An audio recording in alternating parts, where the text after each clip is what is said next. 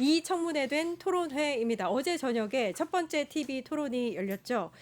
각각의 후보들이 정책 비전도 이야기하면서 서로 지지를 호소하는 모습. 자, 첫 번째 경제 주제로 한 TV 토론회 에디터님 어떻게 보셨는지 궁금합니다. 예, 그 경제 토론회 얘기하기 전에 어제 토론회에서도 이재명 후보가 질문과는 다른 답변으로 시작한 적이 있었잖아요. 시간이 부족해서. 네. 저도 아까 첫 번째 주제가 이미 넘어갔는데 한 말씀만 더 붙이자면은 네, 말씀하십시오. 이게 이제 저도 언론에서 네. 이 민주당의 이 폭로를 어떻게 지켜보는지를 한 몇 시간 지켜봤더니 벌써 이런 제목이 떴어요. 룸살롱이 아닌 단란주점이었다. 쟁점은 무엇일까? 이야. 이게 지금 시사저널이랑 언론에서 직위원 접대 의혹 민주당 주장 확인해 보니 룸살롱 아닌 단란주점이었다. 남은 쟁점은 무엇일까? 단란주점은 접객원이 들어오지 않는 곳이다. 이런 식의 에이. 보도가 벌써 나왔단 말이에요. 그러니까 그리고 저기 언론사야 진짜. 아유. 지난주에 직위원 판사 폭로가 떴을 때 또 어떤 언론은 일간지가 뭐라고 프레임을 잡았냐면 네. 이번 대선은 사법소호냐 내란 종식이냐 이런 프레임을 잡았어요. 네. 그러니까 이게 제가 아까 말씀드렸던 대로 이번 지금 대선에서 내란 종식이나 내란 진압이나 각자가 내걸고 있는 시대 정신이 있지 그렇죠. 않습니까? 네. 그 정당들이 내걸고 있는 후보가 내걸고 있는 시대 정신 심판 받으면 돼요. 평가 받으면 됩니다. 근데 우리 국민들이 이 조기 대선이 왜 탄생했는지를 다 알고 있는데 갑자기 언론들이 사법소호라는 프레임을 하나를 걸고 오늘 또 어떤 언론은 심지어 직위원 판사 얼굴이 나온 사진이 있고 내부 상황까지 다 어느 정도 찍혀 있는 사진이 공개가 됐는데 단란주점이기 때문에 접객원이 고용이 안 되는 곳이다. 네, 그렇죠. 이런 식의 보도가 나온다는 건 좀 언론도 공범이라고 보는 거예요. 이제 이런 프레임들이 곳곳에서 난무하고 있기 때문에 전국 법관 대표회의가 열리는 그 어간까지는 아마도 이게 대선의 이슈가 될까봐 좀 제 스스로 걱정이 되고요. 이런 프레임을 언론이 나서서 씌운다는 것 자체가 좀 한심하다 이 말씀을 드리고 네. TV 토론회로 다시 네, 넘어가자면 넘어가 주시죠. TV 토론회는 평가할 게 많이 없습니다. 사실은 어제 제가 봤던 TV 토론회는 역대 제가 태어나서 43살인 제가 태어나서 지금까지 봤던 대통령 후보들의 TV 토론회 중에 가장 죄송한 표현이지만 수준 낮은 토론회였어요. 평가할 게 없다라는 것이 실제 저의 평가이고요. 다만 가장 경험이 많았던 사람이 있잖아요. 이재명 후보가 경험 차원에선 가장 뭐랄까 심리적으로 좀 편안한 네. 그런 TV 토론회를 치렀고 그래서 네. 대본이라는 것도 가장 적게 본 사람이고 카메라를 응시해서 자연스럽게 자신이 하고 싶은 말을 했다. 제가 보기에도 여유가 네, 있었어요. 정도의 그 평가이지만 1위 후보이기 때문에 방어적으로 나올 수밖에 없는 그렇죠. 한계가 있고 네. 이재명 후보 입장에서는 자신의 장점이나 어떤 공세적인 입장을 취해봐야 득이 될 게 없어요. 득표 전략에선. 그러니까 어쩔 수 없이 매맞는 후보가 될 수밖에 없습니다. 네네. 그런 차원에서 봐야 될 것 같고요. 네.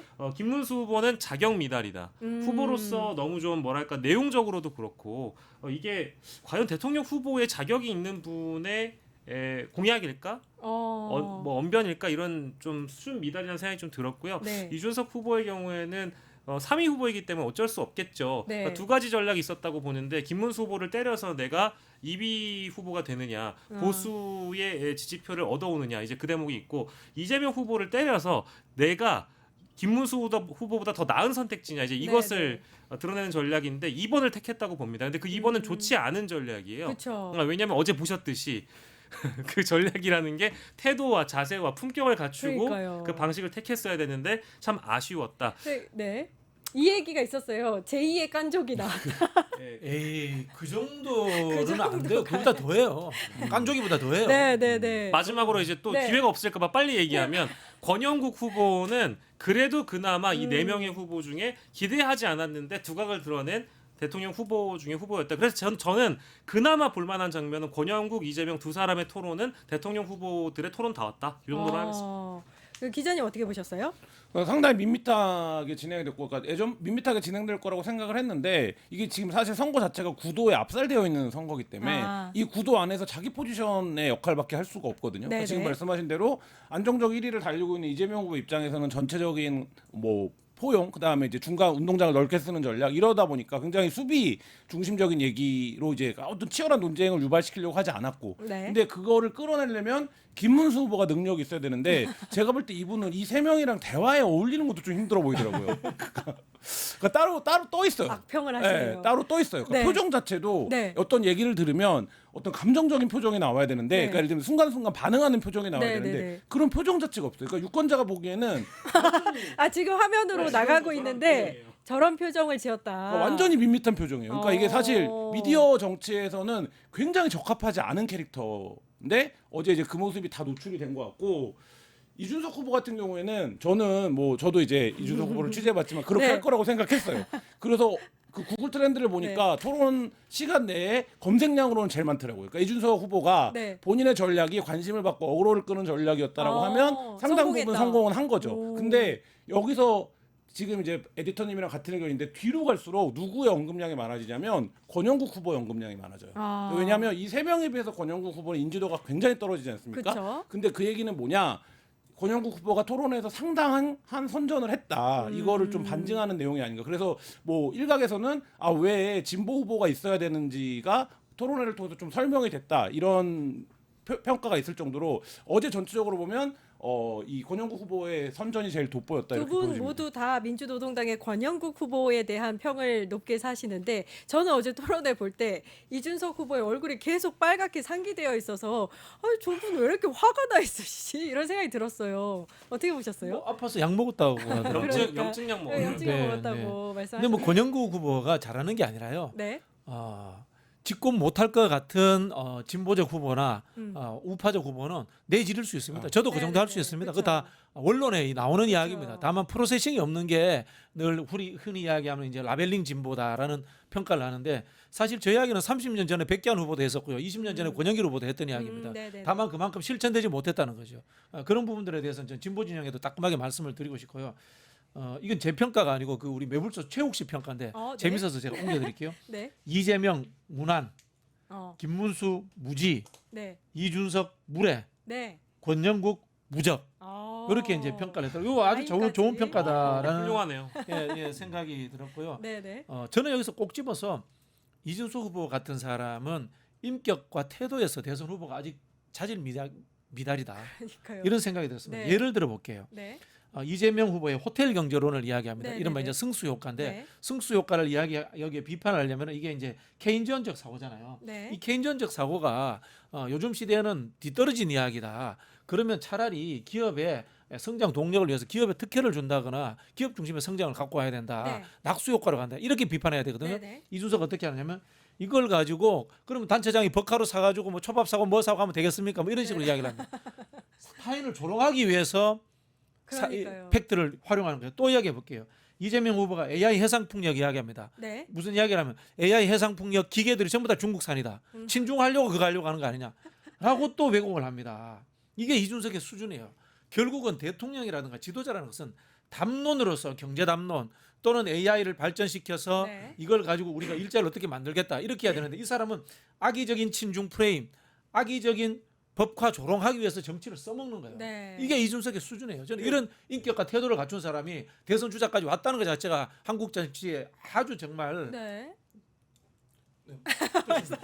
저는 이게 커뮤니티에서 네. 논리 없이 드자비할 때 하는 방식의 논쟁이거든요. 맞아요. 그렇죠, 맞아요. 그러니까 이준석 후보가 일정 정도 여기에 특화되어 있어요. 근데 이게 지난번 경선에서는 그러니까 이준석 의원이 대표가 됐던 경선에서 보면 네. 이런 방식으로 접근을 하면 당내에서는 천하무적입니다. 왜냐하면 당내는 이런 방식의 논쟁에 국민의힘 익숙하지가 않아요. 그렇기 때문에 이거를 외부에서 볼 때 말꼬리 잡기라고 보든 뭐라고 보든 그러니까 조롱이라고 표현하셨는데 상대를 완전히 제압하는 것 같은 연출이 이루어집니다. 왜냐하면 상대는 그 문법 자체를 모르기 때문에. 어제 실패했어요. 네. 이재명 후보가 극단적으로 몰고 간다. 계속 그 단어를 쓰시더라고요. 그렇죠. 그러니까 그런 식으로 그러니까 예를 들면 어제 이재명 대표도 약간 한두 번 정도 당황한 적은 있었어요. 그래요? 예, 근데 네. 보면 이제 그런 식으로 답변할 수밖에 없어요. 상대는. 그러니까 근데 이거 게시판 논쟁이기 때문에 말씀하신 것처럼 분석하면 허무한 얘기예요. 근데 그 순간적으로는 굉장히 상대를 화나게 만드는 거죠. 그러니까 게시판에서 이른바 키보드 워리어들이 이기는 방법이에요. 네. 근데 그 방법을 그대로 끌고 와서 하는데 말씀하신 것처럼 이게 국민들에게는 어떤 인상으로 남냐면 무례하다. 네. 왜 저러는 거야? 이렇게 남아요. 이게 내가 뭔가 아싸 내가 논쟁에서 이겼어 이게 되는 게 아니라 사람들이 보기에는 맞아. 그런 전체적인 인상으로 남는데 지금 말씀하신 것처럼 아직 이준석 의원이 거기까지 깨닫는데 경지에 이르지는 못한 것 같다는 에이, 생각이 사람 안 바뀌어요. 사람 안 바뀐다. 그 예를 들면 이런 겁니다. 네. 이재명 후보는 지금 1등 가는 후보고 어른이잖아요. 네. 거기서 너무 독단적으로 이야기했습니다. 뭐 이렇게 이야기할 수밖에 없는데 저 같은 것도 뭐 역시 싸가지 없고 갈라치기 하는 질문만 골라서 하시나 이렇게 할 수밖에 없는 거예요. 네. 역시 나이가 들어도 처리 안 되는 거 인간성이 그것밖에 안 되는 거예요. 이렇게 토론하자고 지금 이준석은 이야기를 하는 그렇죠. 거예요. 싸움을 거는 거죠. 아, 그렇죠. 저는 참 이게 저희가 이준석 후보 특집은 아닌데 오늘 하루 종일 방송하면서 결국 이렇게 되는구나 싶어요. 그러니까 이것도 비호감이 과거에 인지도라고 받아들여졌던 시절이 있었는데 이제 더 이상 이제 그런 표현을 그렇죠. 하지 않았으면 좋겠다는 생각이 들 정도로 어제 많이 품격과 예의와 이런 걸 좀 많이 잃었다라는 생각이 들고 저는 이제 도파민이라는 표현을 좀 쓰고 싶은데 저는 어제 대통령 후보 토론회였잖아요. 네. 그냥 논객, 인플루언싱, 동네 토론 대회 네. 이런 게 아니잖아요. 맞아요. 예. 그러면 남을 조롱하거나 남을 망신 주거나 남이 당황하는 것을 보고 내가 어떤 효능감을 느끼거나 상대방으로부터의 우월감을 느끼는 그런 방식의 대화나 스피치는 대통령 후보 토론회에서는 무용지물이에요. 단 하나의 득표도 할 수 없습니다. 감히 말하건대. 근데 이런 도파민에 중독된 사람들이 몇 명 있어요. 논객형 정치인들, 인플루언싱 정치인들, 팬덤형 정치인들이 있단 말이에요. 그 중에 한 명이 한동훈입니다. 그 중에 한 사람 중에 정치인은 아니지만 진중권 작가 같은 분이에요. 네. 토론을 하시면서 남을 좀 망신 주거나 하면서 자신이 효능감을 느끼는 것. 근데 이제 이준석 후보도 어제 같은 경우엔 이재명 대표를 망신 주고 자기는 되게 잘했다고 생각을 했을 거예요. 근데 이번 주에 있을 비호감 조사가 어떻게 나올진 잘 모르겠어요. MBS 조사에서 점점 높아질 겁니다. 예, MBS 조사에서 비호감이 또 높아지면 아마 이번엔 토론 전략을 바꿔야 될지도 몰라요. 그 말을 들을 수 있을지 없을지는 모르겠어요. 근데 옆에 조언하는 사람이 있겠죠. 근데 그 조언도 듣지 않고 어제 나왔을 거란 확신이 들고요.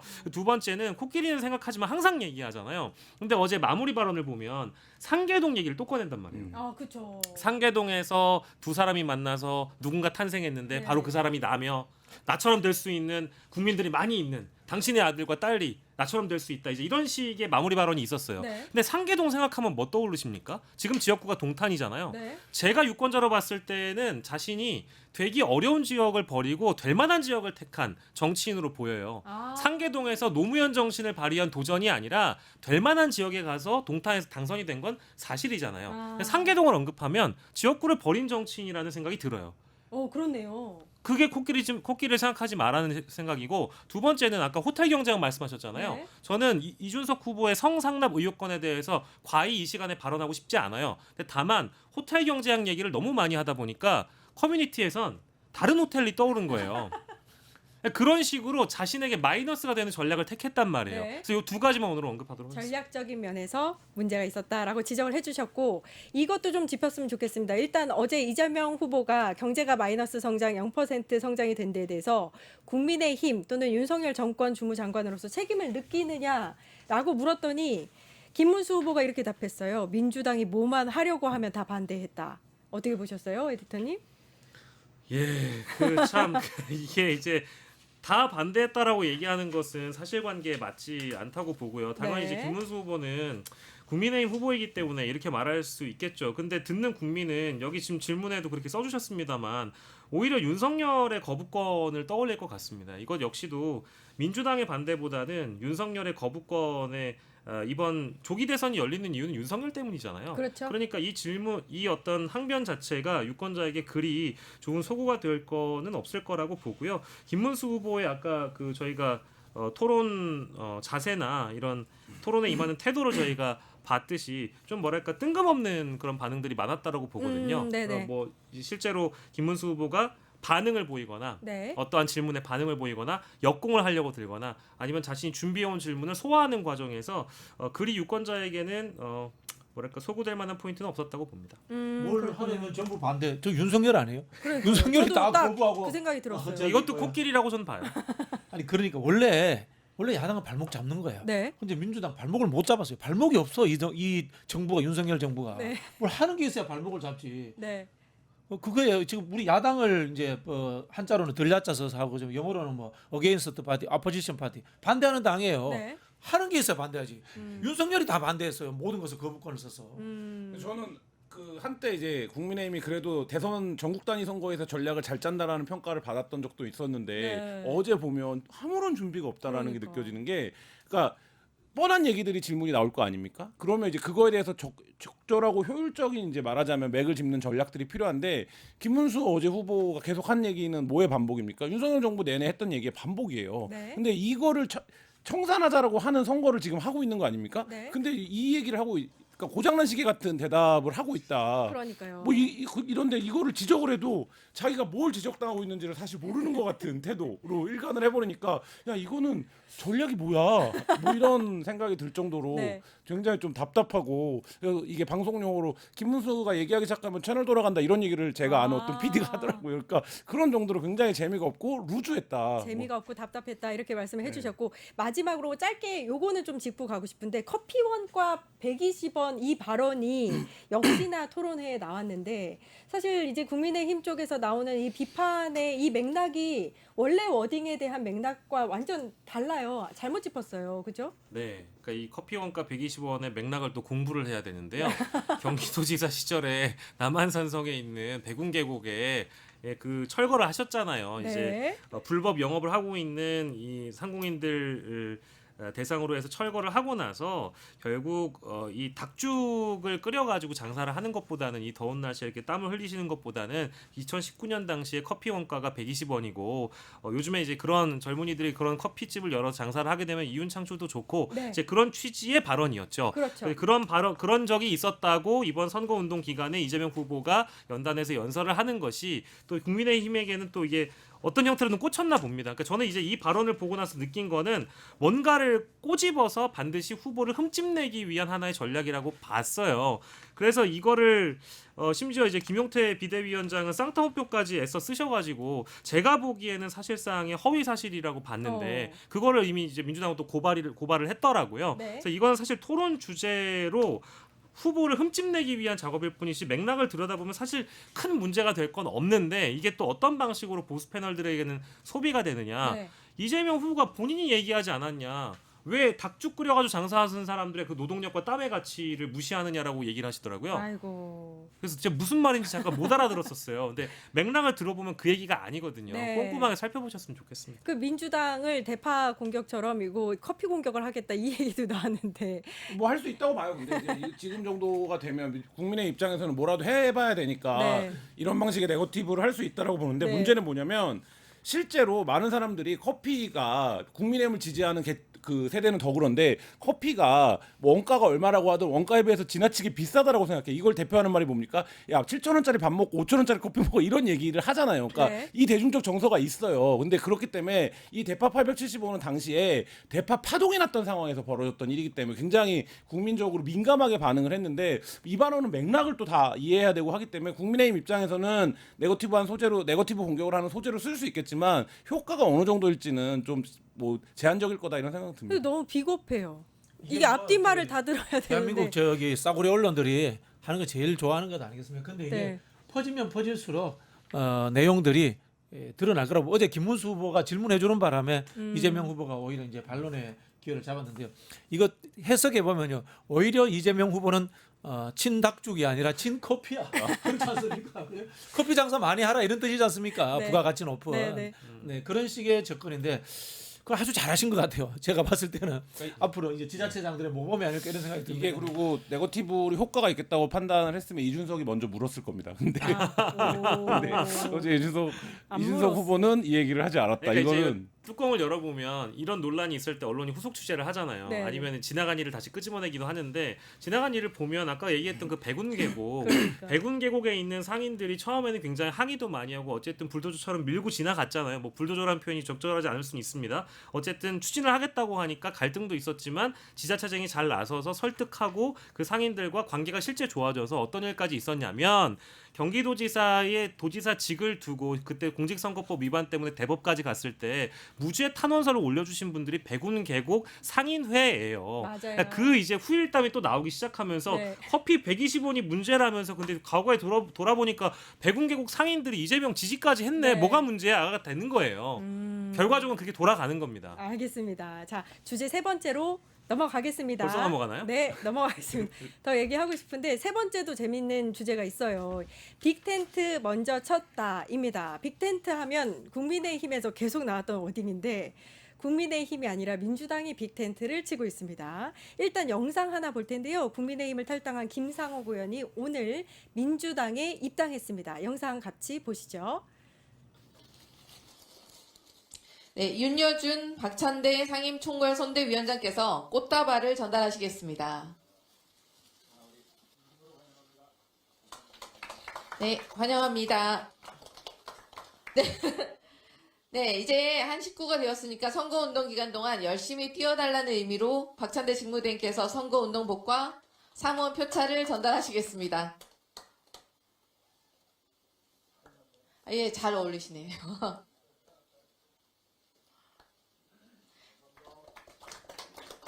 예, 반갑습니다. 김상욱입니다. 국민의힘은 안타깝게도 이제 정당으로서의 기능을 거의 하지 못하는 단계에 이른 것 같습니다. 민주당은 보수의 기능과 진보의 기능을 다 함께 수행해야 하는 시대적 사명, 시대적 상황에 놓였다고 생각합니다. 저는 민주당에서 제 모자람이 아직 많습니다. 선배님들께 많이 배우고 또 의논하고 함께 고민하면서 민주당이 더 건강하고 더 민주적이고 더 강한 추진력으로 국민들을 위한 정치, 국민들을 도구로 보는 그런 진영 논리에 빠진 정치가 아니라 국민을 주인으로 알고 섬기면서 국민을 위하는 그런 정치를 하는데 함께 걸어가고 싶습니다. 이렇게 입당을 허락해 주셔서 감사드리고요. 감사합니다. 대선 승리를 위해서 더 열심히 하겠습니다. 네.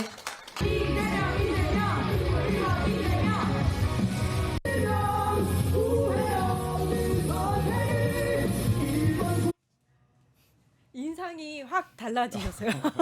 파란색 옷을 입으니까 너무 부드럽고 뭔가 인상이 확 달라졌다 이런 느낌이 드는데 일단 민주당의 빅텐트 김용남 전 국민의힘 의원도 들어왔고 또 문병호 전 개혁신당 의원도 이제 이 두 분은 이제 지지 선언을 하신 거예요. 그리고 허은하 전 개혁신당 대표도 합류 여부에 대해서 고민하고 있는 것으로 알려졌어요. 오늘 이미 지지 선언을 했죠. 그렇죠. 네. 지지 선언을 했습니다. 네. 에디터님 지금 이 빅텐트 이 분위기 어떻게 보고 계세요? 일단은 민주당이 국민의힘에서 응당 가져갈 주제들을 많이 선점한 것 같아요. 그러니까 빅텐트를 한다라고 보수 쪽에서는 일단 드라이브를 걸었지만 잘 안 되고 있잖아요. 네.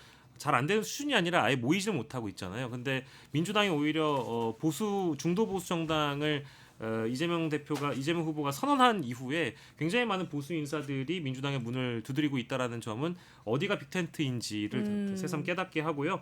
다만 누가 기획을 했는지 모르겠지만 잘한 것 같습니다. 특히 김사국 의원이 익산에 가서 지지 선언을 하고 나서 지금 입당을 하는 거고요. 네. 보수 인사가 호남에 가서 그렇죠. 민주당 후보를 지지하고 입당을 하는 이 어떤 루트 누군가가 만들었다면 잘 만든 것 같아요. 근데 그에 이어서 그 다음 날 광주에 가서 보수 인사 김용남이 이재명 후보를 지지 선언하고 이제 곧 입당 예정이죠. 근데 그 입당식은 아마도 허은하 대표나 문병호 전 의원과 같이 묶어가지고 입당식을 하지 않을까 뭐 이런 생각도 들고 뭐 좀 기다려봐야 되겠습니다만, 근데 이런 전략 자체가 저는 꼭 민주당이 아니라 다른 정당도 얼마든지 계획해서 했으면 좋겠습니다. 가령 예를 들면 호남에서 국민의힘 후보가 뭐 다른 정당의 인사의 지지 선언을 받거나 아름다운 정치의 모습이잖아요. 이념화합, 동서화합, 국민통합 이런 모습을 우리 정치의 본령이라고 저는 보는데 이런 국민 갈등을 좁혀준다라는 게 민주당이 지금 하고 있는 행위 중에 하나라고 좀 봐서 다른 정당들도 이런 이벤트라고 한다면 얼마든지 보기 좋게 만들었으면 좋겠다. 뭐 이런 말씀 드립니다. 저런 정치 인사뿐만이 아니라 정치 인사의 팬클럽 이제 지지자분들도 사실 지지 선언을 계속해서 하고 있어요. 홍준표 전 시장이라든지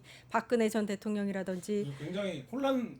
오늘 아침에도 이제 저희 기자들 모여있는 단톡방에서 제가 그런 얘기했는데 이거 굉장히 혼세다. 박사모까지 그 지지 선언을 하면 이걸 뭐 어떻게 받아들여야 되냐 하는데 두 가지로 봐야 될 것 같은데 하나는 선거에서 대세론이라는 게 그렇게 무서운 거다. 이 지점이 있어요. 그러니까 실제로 박사모나 홍준표 후보를 지지했던 사람들이 얼마나 마음적으로, 심적으로, 내용적으로 이재명 후보를 지지하는 여부와 상관없이 이게 대세론이라는 게 이렇게 힘이 센 거다라는 거를 이제 거듭 이렇게 굴러갈수록 보여주는 거거든요. 그러니까 그 지점에서의 의미가 하나 있고 또 하나는 뭐 여러 방송이나 언론에서 지적한 거지만 사실상 국민의힘이 중간에 있는 운동장 쓰는 걸 포기해버렸잖아요. 예를 들면 그렇죠. 김문수 후보를 선택하고 한덕수 후보와의 갈등 관계나 이런 거 그다음에 내란에 대한 입장 이런 거에서 그렇기 때문에 사실 이 사람들이 갈 데가 지금 없어졌어요.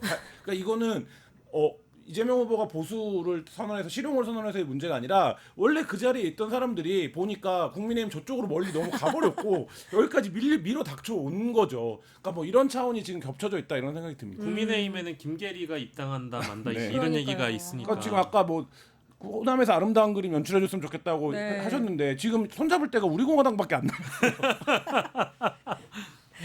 정치적 순혈주의 그다음에 동종교배는 유전적 퇴행입니다. 그래서 사람이 섞이고 생각이 섞여야지만이 정치가 발전한다는 말씀을 드리고 싶고요. 노무현 대통령 말씀을 드리고 싶어요. 광주에서 학살자는 울산에서도 학살자입니다. 아, 즉 우리 정치가 아직도 이 퇴행적 지역주의 때문에 진실을 판별하는 능력을 잃어버리고 있어요. 이걸 극복해야 됩니다. 보수에서 학살자는 진보에서도 학살자인 겁니다. 네. 전두환한테 했던 이야기인데요. 윤석열은 대구에서도 내란범이고 광주에서도 내란범입니다. 네. 울산에서도 내란범이기 때문에 저는 김상욱 의원이 합류했다 이런 생각이 들고요. 다만 이제 김상욱 의원이 고맙지만은 앞으로 지역구 정치하려면 굉장히 힘든 일들이 많을 겁니다. 그런 측면에서 제가 한국 정치의 이 갈등 구조가 결국은 지역주의 때문에 일어난 거기 때문에 지역주의를 타파할 수 있는 선거제도의 개혁이 일어나야 된다. 이걸 민주당이 조금 손해 보더라도 반드시 이루어졌으면은 이런 갈등의 정치, 극단의 정치가 없어지지 않을까라는 소망을 말씀드리고 싶습니다. 역시 부원장님은 이 큰 틀에서 늘 항상 좋은 말씀을 해주셔서 너무 좋습니다. 그리고 뭐 이제 민주당원들이 굉장히 뭐 반발하는 분들도 많아요. 뭐 우리가 사람 가려서 받아야 되는데 진짜 죄송한 표현이지만 뭐나 다 받아주는 거 아니냐 이런 말씀도 굉장히 강하게 반발하시는 분들도 계신데 저는 큰 걱정 안 하셔도 되는 게 입당은 입당이고요. 당내 내부에서 정치를 하고 선의의 경쟁을 하면서 예를 들면 국회의원이 됐을 때 지역구를 따내고 하는 것은 본인의 방식만의 어떤 경쟁이 필요한 거잖아요. 네. 근데 지금에 와가지고 김상욱 의원이 와서 울산에 있는 뭐 전운수 지역위원장을 밀어내고 본인이 지역위원장이 될 수 있다 뭐 이런 식의 확신은 안 가지셨으면 좋겠어요. 네, 네. 김상욱 의원도 당원 여러분들께서도 너무 고민하실 필요는 없다. 어디까지나 네. 정당한 경쟁을 통해서 따내는 거니까요. 그거는 네. 차후의 일입니다. 지금은 이제 대선을 앞두고 있는 거니까요. 마지막 질문 하나. 많이들 또 궁금해하실 텐데 뭐 이제 선거 결과에는 영향을 미치지 않겠지만 김문수, 이준석 후보가 단일화할 것이냐 이게 사실 관심사 중에 하나이긴 하거든요. 근데 오늘 오세훈 시장이 주최하는 토론회에 나란히 참석을 했다. 또 이걸 두고 이제 말이 많아요. 에디터님 어떻게 보세요? 저는 절대 안 할 거라고 보고요. 어. 절대라는 표현 쓰면 안 되는데 안 할 가능성이 높다고 봅니다. 왜냐하면 개혁신당은 지금 공보물도 그렇고 플랜카드도 그렇고 유세차도 그렇고 지금 이준석 후보가 어제 보여줬던 대선 TV 토론도 그렇고 단일화를 상정한 방식의 싸움은 아닌 것 같아요. 전 총평을 해보자면. 김문수 기자님. 후보가 토론의 MVP 이준석이라 그랬는데 MVP가 왜 패배할 후보랑 단일화를 합니까? 안 할 네. 겁니다. 아 어떻게 보세요? 글쎄요, 뭐 김문수 후보가 갑자기 생각이 바뀌어서 사퇴하면 모를까. 그렇지 않으면 단일화는 힘들 것 같아요. 알겠습니다. 자, 지금까지 1타 정치 함께 했는데요. 박영식 시사 에디터, 박진영 전 민주연구원 부원장님, 김한 한겨레 21 기자님 함께 했습니다. 감사합니다. 네, 감사합니다. 뉴스토마토 대선 특집 내란 끝장쇼. 뉴스토마토에서 6.3 대통령 선거의 개표 공개 방송에 구독자 여러분을 초대합니다. 내란 속의 윤석열의 파면으로 헌정 사상 최초의 6월 장미 대선이 펼쳐지는 가운데 과연 21대 대통령은 누가 될 것인가? 역사적인 순간에 뉴스토마토의 알찬 뉴스 콘텐츠와 풍성한 즐길거리를 모두 모아 준비했습니다. 6월 3일 오후 6시 이 토마토 빌딩 지하 1층 토마토홀에서 펼쳐지는 역사적인 순간. 뉴스토마토 대선 특집 내란 끝장쇼. 여러분의 많은 관심과 참여 바랍니다.